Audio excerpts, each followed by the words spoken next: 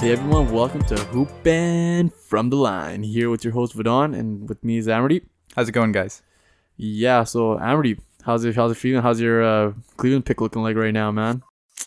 To be honest, it is not a great pick right now. Of course it isn't, man. I told you, man. It's looking good right now for me, isn't it? It's looking really good for me, man. It's looking really good. Yeah, it looks like the Cleveland Cavs that versus the Pacers showed up in this series instead of the ones that versus the Raptors. Yeah, right.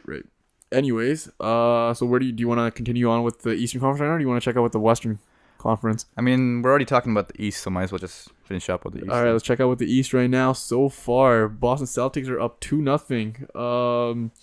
I mean, Cleveland Cavaliers right now, they've been getting destroyed from every angle so far in these two games. Yeah. What's your take on that?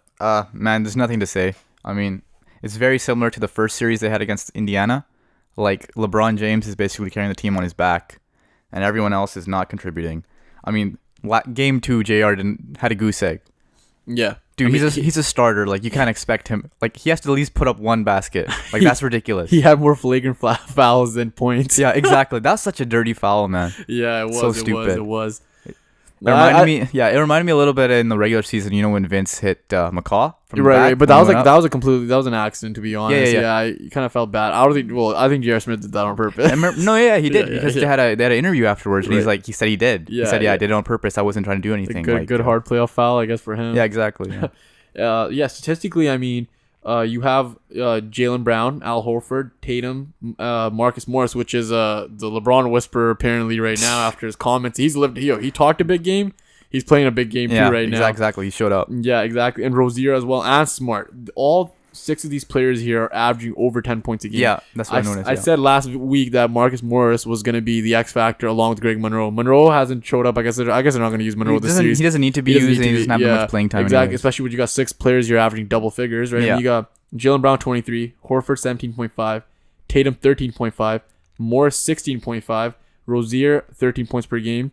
I mean, surprisingly, I feel like Rozier should be doing a lot better, but it doesn't even matter. Like after looking at everyone else, they don't need him to. Yeah, Marcus Smart averaging 10 points a game right now. Yeah, and he's like the heart of the team right now, man. He's looking like he took the role that Avery played last year with the Boston Celtics when he was like a big top-notch defender, and Marcus Smart's taking over that stuff. The hustle plays, everything. Especially last game, I really saw it last game. Same with Rozier last game, man. Yeah, he just showed up. Yeah, he just showed up. Yeah, I mean, you got 6 players averaging like double figures. Yeah, it's really hard to beat the Boston Celtics that way too. Dude, I don't think there's another team this playoffs that has had their whole starting lineup average more than 10 points a game. Yeah, like it's ridiculous. I agree with that. Props go to Brad Stevens, obviously. Oh yeah, definitely. Yeah, definitely. Making the most of what he has. I mean, look at the Cavaliers right now too. I mean, you got LeBron. Okay, this is something crazy to say. Like, we were looking back at the Pacers series and how LeBron kind of led the way or whatever. Mm-hmm. LeBron had a triple-double and they still lost. A 40-point triple-double. Yeah, a 42-point triple-double. Yeah, like they still lost, man. Like, I love his averaging great as well. He's been playing well. Dude, he's killing it. 19.5 and 19.5 points and 11.5 rebounds. Yeah. But like, still, that's not enough. Like, what do you have to say about that? How do you feel about that right now? Like the biggest takeaways that I see from between the two teams is like, especially last game, Cleveland has been making too many reckless mistakes, especially in the second half. Mm-hmm. Like once LeBron got hurt out of the first quarter there, after his first, before the end of the second. Yeah, when he went into the locker room after Tatum's hit, like he did not come back the same. To be honest, LeBron did say it didn't affect him at all. I mean, I guess his play was a little bit different, but. I don't know, LeBron has done these sort of things before though, where he just kind of just like lays off like next half. I guess he's kind of frustrated with his teammates, and he just assumes that you can't you can't just like let me take over and just let me lead the way for you guys. You got to do something too. I need some help, right? You know what I'm saying? He has done these sort of things before as well, but doing it in a game 2 of an Eastern Conference Finals where you're about to go down 2-0 right before, exactly. Yeah, and now like you got to go home and defend home court. Defend the land, you mean? Defend the land, whatever, man. Cavs are very top heavy right now. Just Kevin Love and LeBron. Korver hasn't showed up. Pierre hasn't done anything. Jeff Green hasn't done anything. Yeah, but like maybe they produce a little bit more at home, hopefully. Because right now Smith's averaging 2 points per game. Korver's at 8. Thompson's at 8 and 9 rebounds per game. Jeff Green's been just pathetic. George, like 6 points per game. Yeah, George Hill 4 points per game. Like, what are you supposed to do with that? Like, you can't do much with that, you know? Yeah. I mean, you look at that supporting cast compared to the Boston Celtics. it's ridiculous. Yeah, I said it, man. I'm like, LeBron's gonna have to win this thing if LeBron wins it, and I guess LeBron can't win it himself either anymore. No. So yeah, there's something to look out for there. I mean, like Boston has been outworking them in almost every category statistically. Like, they're doing better field goal percentage. Boston's got 47 compared to 41 with Cleveland. You're right. They're getting more assists per game. Boston's getting 25.5 assists a game. Yes. Cleveland's only getting 18. 18, yeah, that's like they're not sharing the ball at all. Exactly, they're not sharing the ball at all. And what Cleveland's known for is like more for their bigs and their inside rebounding with Kevin Love and Tristan Thompson, even though because now he's getting a chance to play. Yeah. And they're still getting out rebounded like, as well. Right, what can they do? They're getting out rebounded. They're getting only 3 steals a game. Boston's getting 7 steals a game. Cleveland 24 turnovers a game. So then, what do you think is Boston's only at 14? Exactly. Yeah. So what do you think is the Cavs' keys to winning Game 3? Because they gotta win Game 3, man. It's do or die. You lose Game 3, it's over. There's no way Boston's gonna give up a 3-0 lead. Mm-hmm. They're too well coached to give up a 3-0 lead. So I mean, what do the Cavs have to do right now to tie the series up? And take it back home. Like, the main thing they have to do is, like, their players have to perform. Like, they're not showing up. Like, guys like JR have to be nailing their shots. Korver's got to be putting out more production. Like, Jeff Green, these guys that were, like, incremental, like, big parts of their winning against Toronto, which is why LeBron could take a little bit of a backseat in the Toronto series. Which is why I said the Cavs team we saw against the Raptors isn't the real Cavs team. It's the one that we saw against the Pacers. That was the real Cavs team, man. Yeah. That was all psychological against the Raptors, man. That's why they got rid of him. They're just too scared of LeBron, and everyone else just got confident and they just started hitting shots everywhere, right? Yeah, that's so weird though, man. Like JR was putting like 15 a game. Like I knew that was gonna happen. Now he's getting is lucky to get 2 points out of him. But to be honest, it all starts off with their star. Okay, clearly Boston does not have the scores that Cleveland has, right? Well, they don't have on paper star. On paper, Cleveland is supposed to be the better scoring team in general, anyway. I'd say. Right, even though it's way more balanced for Boston, I feel like Boston is more well known for their defense, right? And their defense is producing that offense as well. Yeah. At times, the thing is, with LeBron not taking, LeBron takes a lot of plays off when it comes to his defense. I mean, dude, he really does give up. He kind of just like sits around the paint, like not even in the paint, around the paint, and like. If a guy's shooting from the perimeter, he doesn't really even bother to like challenge him. Exactly. So even if you're a teammate of LeBron James, you don't feel like trying that hard yourself either. You know what I'm saying?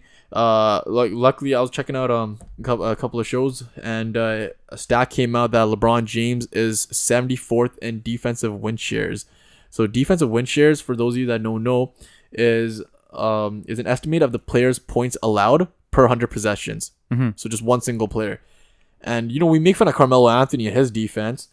Carmelo Anthony is 81st on that list, which is horrible. So basically, the more bottom you're on that list, the worse you are, right? You are, and LeBron James is 74th on that list. So he's not that far off. Yeah. You know what I'm saying? We make fun of Melo's defense. I think it's time we started holding LeBron James a little bit accountable here as well. Yeah. Yeah. I mean, another shocking stat that came out was the Marcus Morris stat, because Marcus Morris talked about the whole about shutting down LeBron James. He feels that he is the best defender against LeBron, other than Kawhi Leonard. And looking at these plays right now, so 56 plays, LeBron played against Marcus Morris, right? He has 11 points against Marcus Morris in those 56 plays, 4-14 from field goal, 0-4 from 3-point range. The others, everyone else who was guarded LeBron James within these last 2 games, he's had 80 plays against everyone else. He scored 41 points, 16 for 28 field goal percentage, and 5 for 10 from 3. So right now it's looking like Marcus Morris is the answer, man. He's the kryptonite, man. He's the kryptonite. He's looking like he's the answer right now. Yeah. For me, I feel like Boston's key to winning is to keep the Cavaliers under 100 points, and that's exactly what they've done these past 2 games. Yeah. And then they got to continue the trend. And if they're gonna let someone beat them, just let LeBron beat him. They've already beaten LeBron while he had a triple-double, 40 points. Clearly, they could Cavs couldn't win that either. Yeah. So I feel like you just let LeBron do what you got to do, and don't let the supporting cast go off. Because if the supporting cast goes off, then you're in for a long series. Right now, I said Boston 7. Yeah. It's looking like Boston in 5 or something like that. Maybe Boston 4, man. Okay, But LeBron always comes back. Even last year against Golden State, he basically just willed his way into a win. I mean, last year they were down 3-0. They had nothing to lose, right? And I'm guessing you're talking about the finals, right? Yeah, of course, yeah. Yeah. Okay. So I mean, in that series, I mean, Kyrie Irving kind of killed it as well. That game, that specific game 4, and they shot like some like crazy like NBA historic 3-point shooting rate or whatever, and they were just crazy. Well, they got the most points and a half, right? Yeah, something like that, and in the finals or something like that. Yeah. So that's what they got. But guess what? There ain't no Kyrie Irving, right? On Cleveland, he's on. He's right now sitting on the bench watching the game. I think George Hill is a good replacement for Kyrie Irving. Of course, man. Of course, yeah. He's a future Hall of Famer. Come on. Of course, man. What do you think are the keys for the Cavs winning Game 3? The keys for the Cavs winning Game 3. Well, it's gonna basically. I think it's gonna depend on their defensive end of the game. They're gonna have to play more press coverage on the defensive end, especially on the perimeter shooters, because I mean everyone's getting open looks. Like it's really stupid. Game 2 was pretty obvious. It was so bad because Boston's really good at spreading the floor. Everyone on their starting lineup can shoot threes, and Cleveland was allowing them to get the open shot. Like instead of playing like I don't know double coverage maybe on Jaylen Brown or like focusing on Tatum, worry more about what Horford's doing. Worry more about what Marcus Smart is doing. What's going on with Morris. Like they got to really focus on their defensive end of the game. But to be honest, the way how the Cavaliers are playing, even if they somehow win this series, they're gonna get swept by the Golden State Warriors or Houston. I think. I think that was an obvious from the start. Like I even said it last week. Like we don't even have to focus about this series. Okay. To be honest, I feel that if Boston wins this series, which it looks like they will most likely, I feel like they'll give a better fight to Golden State. Yeah. Because they're playing with house money. They got nothing to lose. They're all young players. Yeah. They're gonna try really hard. It's just something that's something to look out for. I feel that the Boston Celtics, I feel like if they go to the finals, they can at least win a game or two against Golden State just purely based off their energy, their refusal to give up at all. They'll put up a better matchup, but I mean in terms of like a storyline, like people would rather like to see LeBron versus Golden State again and then lose again with a much worse team this year, and then he's gonna go to 3-6 in the finals, just reduce his win rate. Yeah, this rate just stopped going to the finals, right? Yeah, exactly. Reduce his legacy, right? Yeah, exactly. But I personally feel that Boston's gonna end up Boston. I think Boston's got this, man. I don't think it's gonna go to 7 right now. It's looking like it's gonna be like a 5-6 game series now. Looking at the way how Boston's been 5 playing. or 6. I mean, if Boston wins one game in Cleveland, they have all the momentum going back to Boston. They're gonna finish this up in Boston, man. I think it's gonna end in 5, and it's gonna be a quick series, which I didn't expect, to be honest. But clearly, LeBron James' greatness isn't enough here to beat this Boston Celtic team without Kyrie. Gordon Hayward. He's not versing the Raptors anymore. Yeah, he ain't versing the Raptors. Pretty big reality check for that guy. Anyways, let's move on to the next series. Houston Rockets versus Golden State Warriors. It's tied 1-1. Last week I said it'd be 1-1 in Houston. Golden State wins 2 games at their place, and then they finish it up in Houston in 5. You said I said Warriors in 6. Yeah, I said Warriors in 6. Yeah, so I'm guessing you expect the Rockets to come back firing again. In one of these 2 games that are in Golden State, you expect them to win a game? Yeah, I do. Fair enough. What do you call it? What's your thoughts right now on the series? Like right now, I feel that this series is very similar to what's going on in the Eastern Conference series, in which like Golden State they haven't been playing the way they've been playing in the regular season and even last year. Like right now, they're just heavily relying on Kevin Durant, like one-man team. Only him, Clay, and Steph. Those 3 players. Like if you compare them to what's going on with Houston, like their like scoring is well spread out. Like Harden's got 34 a game. Gordon's got 21. Gordon, remember I said Gordon he had to pick up his play. Last series, terrible. He was playing really bad. He had like just over 10 points a game. Now Gordon's got 21 a game. Paul's at 19.5. Ariza 13.5. Tucker 11.5. But do you expect Tucker to keep producing the way how he is? Like last game was an anomaly, man. He had like 5, 6 threes or something. Like, but yeah, exactly. His 3-point percentage so far is 62.5% from 3. Yeah, okay, that's pretty crazy. But think about it this way: every time that he's been shooting his threes, they've been uncontested. Yeah, no one's been covering him. The defense has been terrible. They've just been spreading the floor. Basically, Houston's been playing like Golden State style of basketball in terms of spreading the floor. And their big difference they had between game 1 when they lost and game 2 was in game 1 they had 44 isolations. They averaged 22 isolations in the season. Yeah. Like Mike D'Antoni's like, we're gonna play our style of basketball. The first game was not your style of basketball. Yeah. You changed it. You like emphasized it, which is why you lost the game. Second game, it was way more like similar to how they were playing the regular season. Right. They just reduced that. Like I agree with that. If their scoring is spread out the way it is, like they have a really good chance to beat Golden State. Yeah, I agree with that. And like Steph did not show up. Dude, Steph Curry, man. Steph Curry is He's only 15.4% from 3-point range. It's the first time in NBA playoffs where Curry has went back-to-back games scoring only 1 3. It's ridiculous. And that's the greatest shooter of our time. Not even our time, of all time. Potentially. Of all time. I mean, he's already top 10, but like... Yeah, exactly. It's his first game. I feel that Durant... See, this is the problem with Kevin Durant.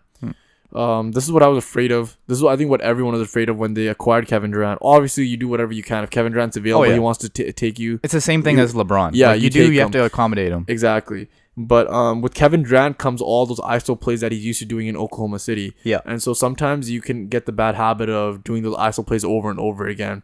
I mean, technically speaking, Durant's been averaging 37.5 a game, which is insane. Yeah. I mean, he's picking up. He's number one in the playoffs right now. Exactly. He's ahead of Harden. Compared to Curry's been averaging 17, Clay's been averaging 18. Curry's averaging 17, but his 3-point percentage is totally garbage. It's all about when he's charging the paint or playing in the mid range. It's nothing from three. Exactly. And Durant is picking up his weight, but all these ISO plays, they're eventually. That's not Warrior style basketball at all. He has 0 assists. Yeah, he's last averaging game. half an assist. He had 1 assist the game before. Exactly. Dude, in the regular season, he had 6.8 assists a game. Exactly. So they're not sticking to the style of play that's going to let them win the championship. To be honest, I feel like this is more on the Rockets defense. You got to give props to the Rockets defense. Props where they're due. They're attacking Curry every single time. Yeah. They are not letting him off the hook. Every single time they get a pick and roll, they're trying to find a switch to attack Curry. Yeah, they're not letting him play off the ball. Yeah, exactly. And they're not letting him hide. They're not letting him hide. They force Curry to do the pick and roll. They switch it up, and then Curry has to guard whoever the hell's guarding him. And the thing is, every single player that Curry guards, they're actually hitting him. They're trying to fatigue him down. Every time they try going in the lane, they give it's very physical. They're getting very physical with Steph Curry right now, especially because they know that he's just coming off of an injury. Yeah, and they're trying to attack him every single time. He is would you say Steph Curry is the weakest link on the defensive end right now? Yeah, definitely. But I wouldn't say like he's a terrible defender. Like, he doesn't deserve to not be on the court to play defense on both ends of the ball, right? Like Steph Curry he's still getting 6.5 rebounds, dude. He's like one of the top rebounders on the team, despite Kevin Durant. This guy's like 7 foot tall. He's only getting 3 rebounds a game. What is he doing? Yeah, I have no idea what the hell he's doing there. I have no clue about that. Like, he just is focused. He's like kind of like LeBron in that way, just focusing on one end of the game. Like, just offense minded. Durant shouldn't be having that excuse, man. Durant hasn't been going to the finals like LeBron every single year. And he has like a good supporting cast. He can actually spread it out, like use everyone else. If the Warriors lose this series, that's pretty embarrassing compared to the teams that they've had right now. They're supposed to be set for at least a good 5-6 years. They're supposed to be. But when they got Durant, the Warriors 2.0. This team has never gone to a Game 5 since they got Kevin Durant. After Game 5, they've never gone to a Game 6 or 7. They swept all the way to the finals. Exactly, right? and they lost that one game, and then the last 2 series they ended up in 5 games too. So yeah, but arguably when Kawhi went down, they were gonna lose that first game against San Antonio. Probably another game. True. When Kawhi went down. Yeah, true. I feel that I'm not really that worried about the Rockets in general. It's tied 1-1 right now. Yeah. But I'm not overreacting to this. Yeah. I feel the Rockets are still going to play the same way they are playing right now. Mm-hmm. Eventually, I think they're going to start ISO balling soon. Sooner or later, they're going to get back to the habits they had in Game 1. Yeah. Even though they're not a very ISO-centric team, majority of their good plays come from ISO plays. Yeah. Majority of their good ones. They're not about moving the ball or anything like that. There's basically Harden, Chris Paul, create. If anyone's open, get open, shoot the 3-pointer. Simple as that. Yeah. And just play good defense. And Their defense is pretty underrated. I feel like they play really good defense. The Rockets play really well defense. They're playing better defensively than Golden State, definitely. Exactly. I feel like the Warriors ball movement will eventually get Curry going. It's only a matter of time till Curry gets going. He's not going to keep having these games where he's not having going to be dull again. all the entire series. Exactly, yeah. And eventually this home court I feel like will play a pretty big factor right now going to Golden State because Golden State has the Oracle. Yeah. Their home court is really good. Yeah. Especially for that team because they feed off that energy that they get from other crowds. Mm-hmm. So what game do you think you have Houston winning now of these last 2 games because you expect them to... I think Houston might take Game 4. Game 4? Yeah. And then they'll finish it off. The wall. Yeah. Okay, makes sense. Yeah, I look at the Warriors winning these 2 games and then just finishing it off with the Rockets. I think the Rockets, they had their one game that they won. I said the series is going to end in 5. I'm sticking to it right now. I feel like Curry goes off Game 3 and 4. And then, when they're down 3-1, Harden and Chris Paul, they have the tendency to just kind of choke. after that. I Once think- they're under elimination. I think that's just a tendency of like basketball players. Like this like the NBA. Like teams tend to like kind of give up at 3-1. Like that's why it was amazing when you saw LeBron take. I mean, there have been Cavs. other teams as well. There's just not that. That was the first team in the NBA Finals, right? But there have been teams that came back from a 3-1 deficit. But I'm saying like yeah. it's very rare. Like It's really especially if rare. you compare it to like sports like hockey. Yeah. Like there's way more heart and like passion to like right. actually win their but games. the thing is, basketball is a sport where talent goes a long way. One player can actually change everything. In hockey, there's so like little goals anyway, like 2-3 goal games almost at all times in playoff hockey. Well, like I mean, if you look at it this year, it's not. It's not like that. Yeah, This year, it's like 10 goals a game. Right, almost. right. Yeah, but I'm just saying, like in general, like it's such a free flowing sport that there's equal chances. The first and eighth seed in hockey compared to the first and eighth seed in basketball, there's a bigger power gap between the first and eighth seed teams at times. Well, the main thing is that one player cannot win you the franchise in hockey. Exactly. You have to build a supporting cast Yeah, around you have to, right? you have I mean, to. in basketball, you can have one guy play essentially the entire game like LeBron does, but Exactly. plays almost like 40 minutes a game. Yeah, exactly. And exactly. like if he's on the floor like facilitating the whole time, like he's gonna change the game. That's how it happens in basketball. Yeah, fair enough. So now let's get on to the draft lottery. We had the draft lottery recently, a couple of days ago, and the number 1 pick, Suns got the number 1 pick. Kings got the number 2 pick. Hawks got the number 3 pick. 4th pick went to the Grizzlies, and 5th pick went to the Mavericks. Statistically, the Grizzlies and Mavericks, they fell off. They were supposed to be in the top 3 as well, and the Kings and Hawks jumped ahead. Yeah. So clearly, when people talk about tanking and whatnot, they try using the 76ers formula, trust in the process, all that stuff. Clearly, it just bit him in the ass right now. All that tanking kind of went to waste if you get in the top 5. Yeah. When you're at the bottom, because the whole point is to get like the top 3 at least, right? When you're Yeah. tanking that as hard as they were, like, I mean, Mark Cuban went out and said they were trying to tank. Yeah, if you're actively doing it and you're telling your fan base like, oh, basically you're telling them to cheer for losing, so then we can improve our franchise in the future. And the thing is, this whole trust the process thing has gotten everyone kind of riled up a little bit more because they're seeing it's working. Yeah, Right? exactly. It worked. And the other issue is that because now that Adam Silver is a player's GM, man, like he's not gonna do anything. He's not gonna implement any rules He's not gonna do to anything like about that. to prevent teams from tanking. He has to do something though. He has to like fix out. He's got to figure out the percentages or something. He's got to like. Well, you can't stop tanking, but what you can do is you can kind of like not promote it as much by like changing around with the rules. Personally, I feel that they should just somehow like change up the percentages or something from like the decrease worst the team. Just decrease percentages? the percentages getting the number Make 1 it more pick. evenly spread. Exactly. Yeah. So And- right now the rules for the lottery is all the teams that don't make the playoffs have a opportunity to get the first, second, and third overall pick. Correct? Well, it depends on your record, right? I mean, if you are there's 30 teams in the NBA. Yeah. 15. Half those teams don't make it. Yeah. It's 30 teams? Yeah, 30 teams, right?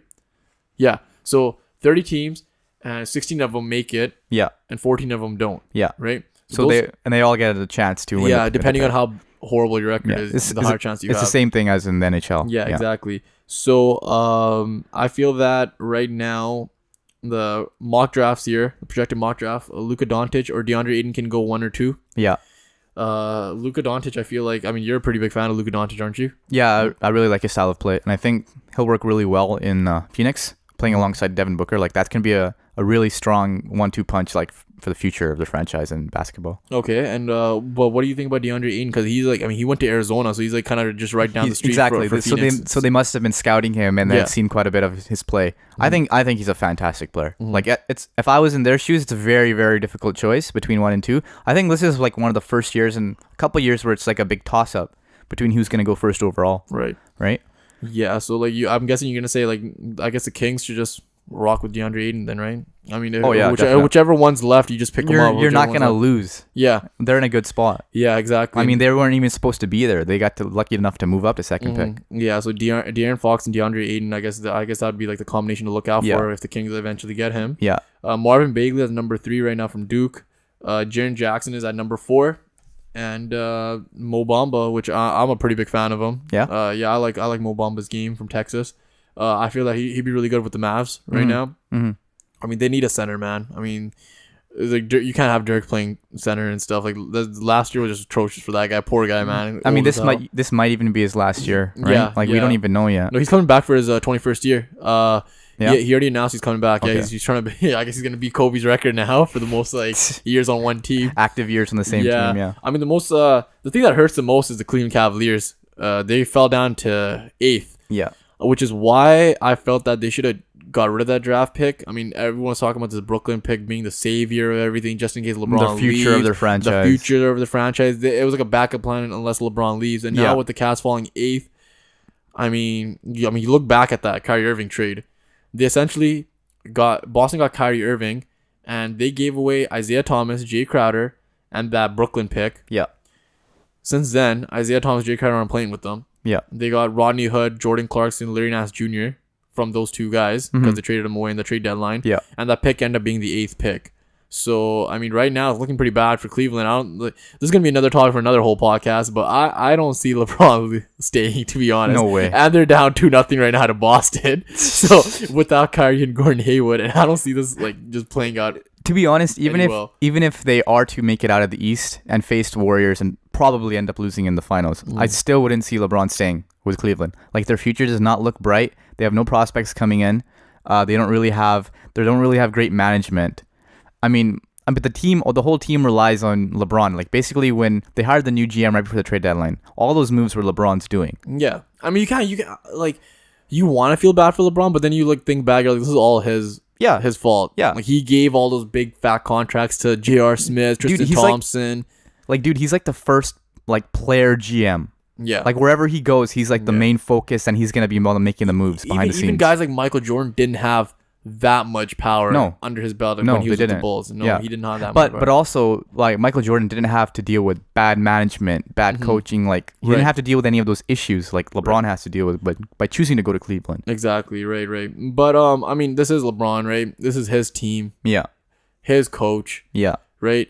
I mean, all the stuff here. I mean, the reason why Kyrie Irving wanted out because he heard about Kyrie Irving, the trade rumors that were going on last year when they were trying to trade him. Right? And so, I mean, I guess if Kyrie Irving is under trade rumors, then you'd expect that LeBron was actually like down with him being traded. I'm sure he had to have some sort of say. He had to have some sort of say in it. He had to have some sort of say in it. Yeah. Right? So obviously that kind of bit Kyrie Irving the wrong way. Yeah. And you think, I'm just out of here. If you're going to trade me anyway, I'll just leave myself. Right? Exactly, I'm not going to let you control my destiny. Right? But I don't think that's the only reason that he would have left. I mean, I feel if I was in his shoes, I'd also be feeling underappreciated in Cleveland. It's not even that. Like, I think people give him credit. They give him credit for he shot the biggest shot in Cleveland history. Yeah. It wasn't LeBron. It was Kyrie. Yeah. All right. They got that ring because of Kyrie hitting that 3-pointer. They Yeah. put him up by 3 in Game 7. Yeah. He hit the biggest shot.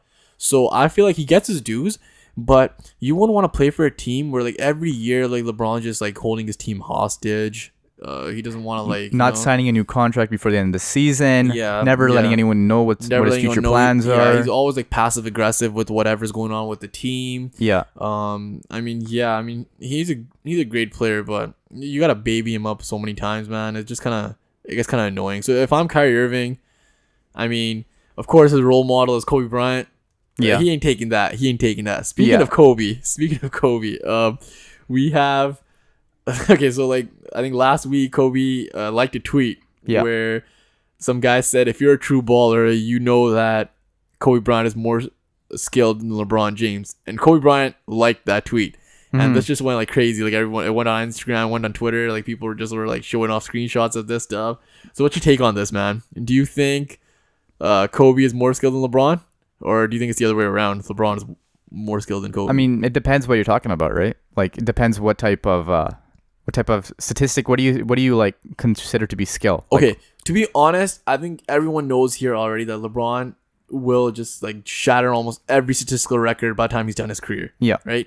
But this is more about the eye test, right? Personally, eye test wise, I mean, I love watching Kobe Bryant play. Of course, for those of you that don't know, I'm a huge Kobe Bryant fan. I've watched him play my whole entire life. And I personally think that Kobe Bryant, I mean, this might be a homer pick. I might be biased. But I still think that he is way funner to watch. You will never, ever get a player like him ever again. I mean, the guy dropped 60 points in his last game. I mean, if that didn't show how much, like, heart, how much tenacity he has. Yeah, but I mean, the grit, the passion. Like, he did not want to go out. Yeah, like putting up 60 points is like, I don't think we're gonna see that again. But what people don't like to talk about is he took over 50 shots to get to 60 points. Torn Achilles. He had the ACL injury, MCL injury, whatever the hell he had. Yeah. He had the shoulder injury after, which I feel like the torn rotator cuff is what eventually ended like which eventually like caused him to like retire. I feel like at the end, because I feel like the torn rotator cuff was just too much for him. He could come back from the Achilles, he could come back from the knee, but he couldn't come back from the rotator cuff because you couldn't dunk anymore. You couldn't shoot the ball he couldn't properly affect anymore. the shot. He's not going to be the same. And which is why it seemed like that he may have took 50 shots. Yeah, sure, but he hit enough to drop 60 on you. Yeah. All right. I feel that this whole LeBron stuff, like ever since he entered the league, it's all about efficiency and whatnot, right? I mean, his NBA Finals record ain't efficient enough. Right? No, that's true. That's true. Right? 3 for 8. I mean, Yeah. where's your efficiency then? To me, Kobe's got the better footwork, right? Hands down, he's got the better footwork, right? Kobe's got the better shot. Obviously, people are gonna argue the whole like field goal percentage, all this nonsense, right? Majority of LeBron's points come in the paint. Yeah, but I mean, right? even if you talk about an eye test, like just watching them casually, Kobe's got a better shot, much better looking shot as well. Kobe was probably the best tough shot maker ever. Even Jordan didn't take the type of shots Kobe did, right? And Kobe nailed a lot of these tough shots. Yeah, man, those very in close turnaround fadeaways. Exactly. Yeah, like, especially in the you're, dire like, moments. Fading out of bounds, like going out of bounds, like the 3-pointer with like what do you call it, clocks down to like 5 or something, and your team's down by 2, and you hit the 3 to win the game, like things like that. Like he's hit some like, insane amount of shots in his career. I feel like he's a better ball handler. He's a better free throw shooter. If the game's on the line, I want Kobe Bryant on the free throw line. I don't want LeBron James. Over LeBron, yeah. I don't. Dude, to be honest, like, even LeBron right now, well, this is prime. Whatever people are talking about him, like you don't want LeBron on the line. You want guys like Kyle Korver on the line or something instead, right? Like you know what I'm saying. In Kobe's team, you wanted Kobe on the line. Oh yeah, definitely. Right? That's the thing. There was never someone else that you want on the line. And overall, I mean, we look at, for instance, we talk about the defense, whatever, and we look at like LeBron being some like freight train. I mean, it's like he's just like huge. He gets all these like chase down blocks. He like guards. He's physically. He's physically. He's a freak of nature. Yeah, but I mean, I don't know if you knew about this. Kobe Bryant, 12-time All NBA defense. LeBron James. Guess how many LeBron James has? 2, 3, 6. 6. That's it. 12-6. And people have the audacity to say that Kobe Bryant is worse defender than LeBron James. Exactly. Right. And I mean, overall, at the end of the day, we got the killer instinct, right? Mm-hmm. Kobe Bryant has the killer instinct. Mm-hmm. We're living the moment right now. LeBron's got like all these game winners and stuff. It's cool, yeah, true. He's got more playoff game winners and whatnot, right? But also, he's been to the playoffs the most. Yeah. So he's got more opportunities to do that. Exactly. Yeah. I mean, 8 straight finals is nothing to scoff at. Yeah. Despite whatever conference he's coming from. But Kobe Bryant has played against more 50-win teams compared to LeBron. Mm-hmm. Majority of the time, LeBron's 50 wins teams came in the finals where he eventually loses. So so like true. Kobe's had to deal with way more tougher competition.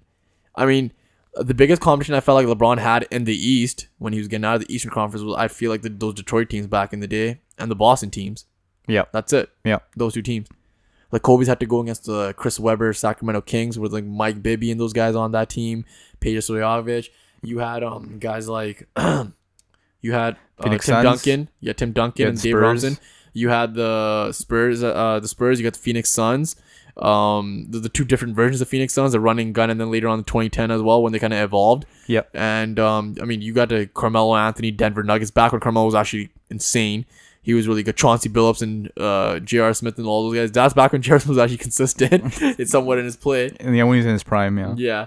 I mean, you had to go up against so many different teams, man. Like And also earlier on in Kobe's career, like the league was much different. Mm-hmm. The league was way more physical, especially those Pistons games, man. Mm-hmm. Pistons were ridiculous, man. Yeah. But whatever. The Pistons weren't actually in the conference though with them, right? I mean, so that's a totally different story. I mean, you had what other teams did they have? They faced a lot of legendary teams, man. The Utah Jazz back when Darren Williams, the Carlos Boozer were way better in their careers. I mean, they fell off pretty big after, but they were really good as well. And to be honest, I feel like the only argument you can say is that Kobe has never faced any really tough finals teams. I mean, he swept the New Jersey Nets with Jason Kidd guys. He won 4-1 against Dwight Howard and the Orlando Magic. Well, that's all Eastern teams. Yeah, though. exactly. But that's only because the competition was in the West. Yeah, exactly. Which is what it's like right now. Exactly. Like the teams coming out of the West, like the Houstons and the Warriors, like and the Spurs still. Like these teams are these teams are really good, and like the Western Conference is just a better Western Conference teams are better ran than the Eastern Conference teams. Yeah. Right. In terms of the GM was, I feel like Boston has the potential to be up there with like really like well run teams. Mm-hmm.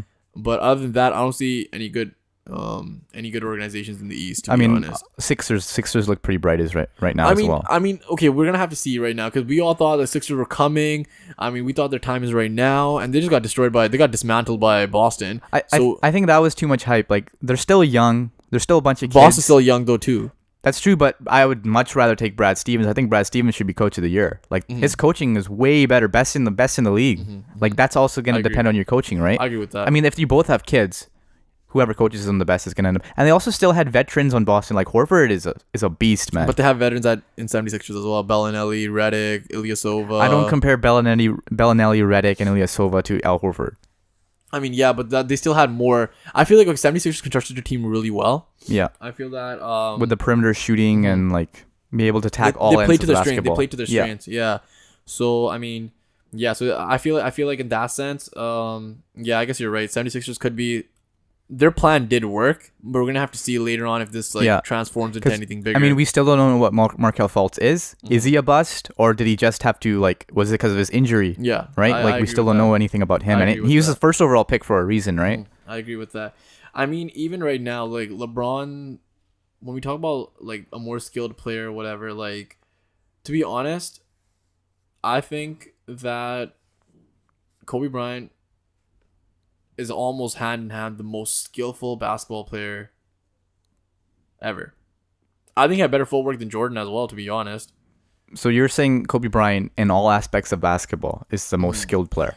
If there was not such thing as stats and you looked at him just eye to eye and you did not know about the stats, the rings, nothing, I think he'd be the greatest player of all time.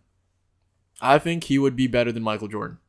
Kobe Bryant shot the three way better than Michael Jordan ever did. Michael Jordan was more of a mid-range. But also at that time, like no one was shooting the three. The three wasn't like it was more of like a gimmick. Yeah. No, I agree with that. Shot. I agree with that. But I personally feel that even regardless that Jordan had it like somewhat easier than Kobe Bryant in terms of just like the athleticism in that age. Like Steve Kerr brought up a point where Steve Kerr said he was glad he played 20 years ago instead of playing right now because the athletes now are way crazy compared to like what was there back in the day. Yeah, Jordan was ahead of his time. Yeah, that's why he dominated so well. And that Jordan could have played in this age. I think even if Jordan played in this age, he'd do what LeBron did and develop a 3-point shot because he was basically it's out of necessity. Like LeBron wouldn't have developed the shot if he didn't need to develop the shot, right? Right. Because he had no reason to. But the thing is, we're talking about developing and we're talking about a guy that worked on all facets of his game like Kobe Bryant. Mm-hmm. He didn't worry about developing. He wanted to be the most complete basketball player you can get. Mm-hmm. And in that sense, Kobe had everything. I still say that Kobe Bryant is still like he was still chasing Jordan. He's basically like a wannabe Michael Jordan, but he never was Michael Jordan. But if you were to say LeBron James is LeBron James. I don't think he's another player. I personally, how he plays. LeBron, and what he's done. LeBron wants to chase Jordan. He just can't. No. He's getting the comparisons to Jordan, right? And he embraced those comparisons, right? Mm-hmm. He never like ran away from them. And Kobe didn't either. But if you look at the eye test, like you said, LeBron does not play like Michael Jordan. Kobe Bryant plays much more than like Jordan than LeBron does. Exactly. So if that's the case, I can make the argument that Michael Jordan is the greatest basketball player of all time. Mm-hmm. Do you agree? Yes. Okay. Is Kobe Bryant the closest thing we have to Jordan? Yes. Okay, then why the hell isn't he up there? He should be ahead of LeBron in terms of more skill then. Because if we are arguing that Michael Jordan is the greatest basketball player ever and Kobe Bryant is the next best thing we had to Jordan. In terms of skill, I still say LeBron's a better facilitator of the basketball. He's probably the best small forward facilitator of all time. I mean, I don't know, but okay, I guess small forward facilitator, right? Yeah, I was gonna say John Stockton is up there. Yeah, but right? I'm saying for his position, forward, no, I agree with that. Like the best facilitator of time. And if you were to say like I understand like Kobe Bryant's been 12-time All NBA and LeBron isn't always there on defense. He kind of gives up and the play doesn't do it. But if you were to ask like anybody, who would you rather have one-on-one actually playing defense, like shut down defense? Who's going to be better, Kobe Bryant or LeBron James? They'll take LeBron James and shut down defense. In this sort of sense, I feel that LeBron's getting the benefit of the doubt just based on his physique. Clearly, if that's the case, his physique ain't helping him out right now while in the playoffs. I mean, he's not doing anything. You saw him already. We talked about this already. First half, he's like diving to the rim, scoring as much as he can in the paint, and the guy just backs off the second half. Yeah.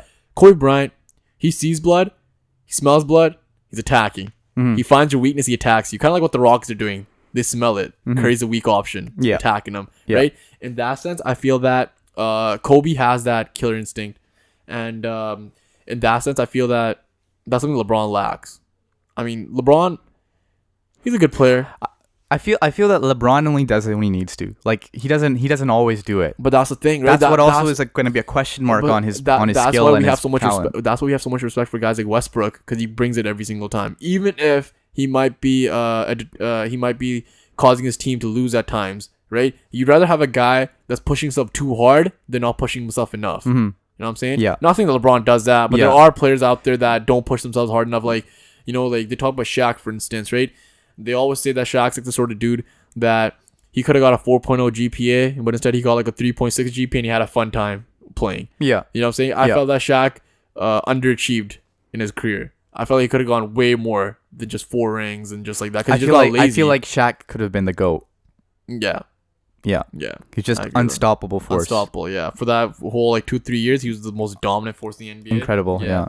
I agree. So what do you think now? So I want your prediction. What do you think? Like LeBron is skilled, or would you say LeBron or Kobe?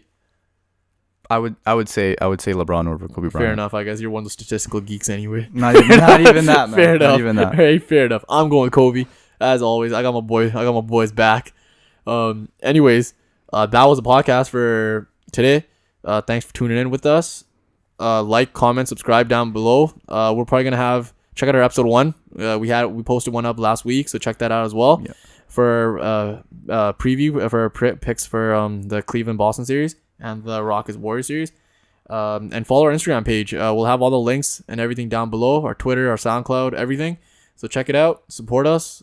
And yeah, so I'm your host Vadan. Along with me is Amardeep. Thanks for listening.